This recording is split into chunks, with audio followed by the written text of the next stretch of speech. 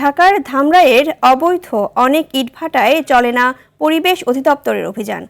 আবার জরিমানা সহ অবৈধ অনেক ভাটার কার্যক্রম বন্ধ করা হলেও কয়েকদিনের মধ্যেই শুরু হয় কার্যক্রম।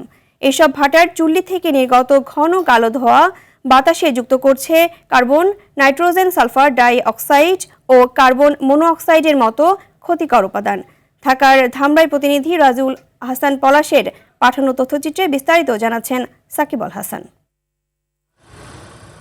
আইন অনুযায়ী লোকালয়ের ৩ কিলোমিটারের মধ্যে কৃষি জমির ওপর শিক্ষা প্রতিষ্ঠান, হাটবাজার এবং বসতবাড়ির আশপাশে ইটভাটা তৈরি করা নিষেধ থাকলেও ঢাকার ধামরাইয়ে নিয়ম বহির্ভূতভাবে যত্রতত্র গড়ে উঠছে ইটভাটা।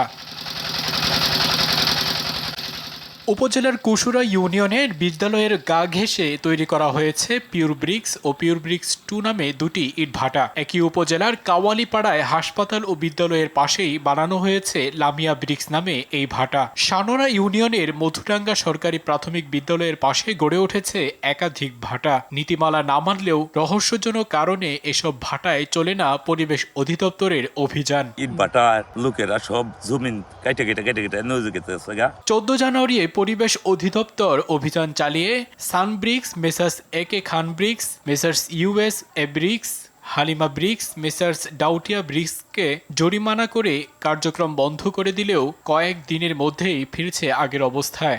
ধোঁয়ার কারণে আপনার ফলন কম হয়, ধান বললে ধানও চাষ কম হয়, টমেটো, তারপরে ভুট্টা, তারপর সরিষা সব মাথা নষ্ট হয়েছে। বারবার অভিযান চালিয়েও থামানো যাচ্ছে না অবৈধ ভাটা। আমাদের পরিকল্পনার মধ্যেই রয়েছে যে ইট ভাটা পরবর্তীতে আবার করবে সেখানে আবার ব্যবস্থা নেওয়া হবে। গত 5 বছরে আবাদি জমির পরিমাণ কমেছে 5000%। গত বছরও প্রায় 100+ হেক্টরের জমির ধান নষ্ট হয়েছিল এবং কৃষকদেরকে অর্ধ কোটি টাকার উপরে ক্ষতিপূরণ দেওয়া হয়েছে। আমরা ক্ষতিপূরণ দেই, কিন্তু আমাদের যে ফসলটা নষ্ট হয়েছে, পুড়ে গেছে, সেটা কিন্তু আমরা ফেরত পাচ্ছি না। কৃষক, কৃষি, জীববৈচিত্র্য ও পরিবেশকে মারাত্মক বিপর্যয়ের হাত থেকে বাঁচাতে অবৈধ এসব ইটভাটা বন্ধে নিতে হবে কার্যকরী পদক্ষেপ, এমনটি মনে করেন পরিবেশবিদরা।